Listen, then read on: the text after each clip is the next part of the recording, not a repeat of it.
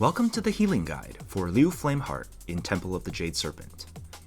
This is a 3-phase encounter, and the majority of the risk occurs in Phase 2, where you will deal with one of the scariest tank buster abilities in the game. Phase 1 will introduce the Serpent Strike, Serpent Kick, and Serpent Wave abilities. Serpent Strike applies a debuff to the tank, Serpent Kick is a circle around the boss, and Serpent Wave shoots out 4 lines at 90-degree angles.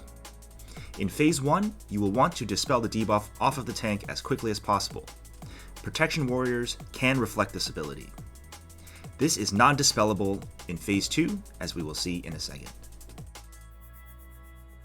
It's important to focus on dodging the Serpent Wave and Serpent Kick abilities, as these will kill you instantly at a higher key level. You'll need to practice a little bit of crafty maneuvering in order to dodge these consistently.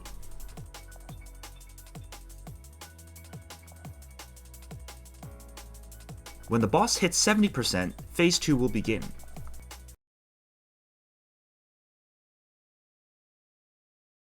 The boss will cast all the same abilities, but now empowered by Jade.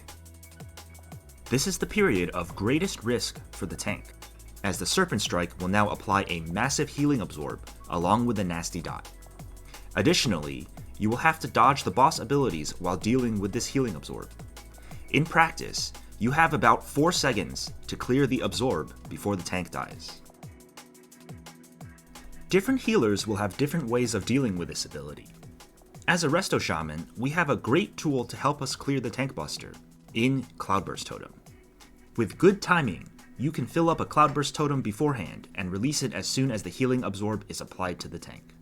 Combined with the burst healing from Primordial Wave, Shamans are able to deal with the Jade Serpent Strike quite well.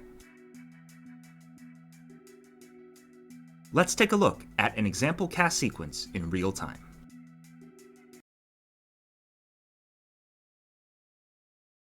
Notice how many of these spells are cast in advance of the tank debuff application.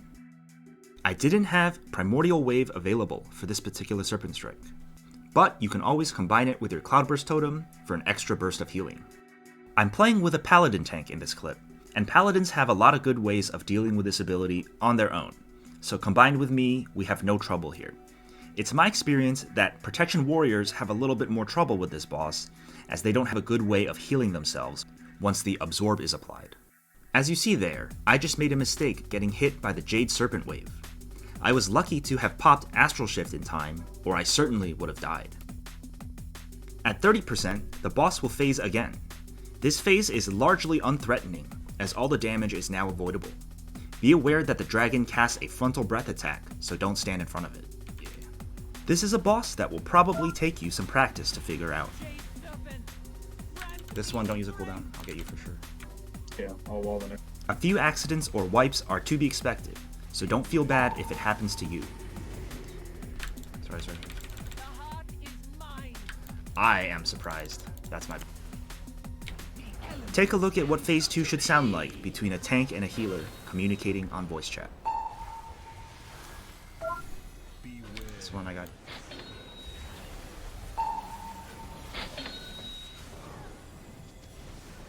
This one I don't really have that much, but I can spare a little bit. Okay.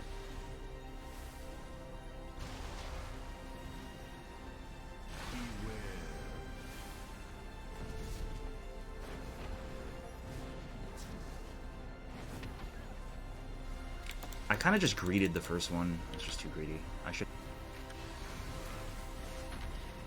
It's a little bit late. It's coming in now.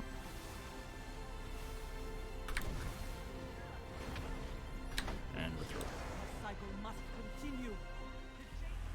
If you have any questions, please leave a comment below. Good luck in your keystones, and thank you for watching.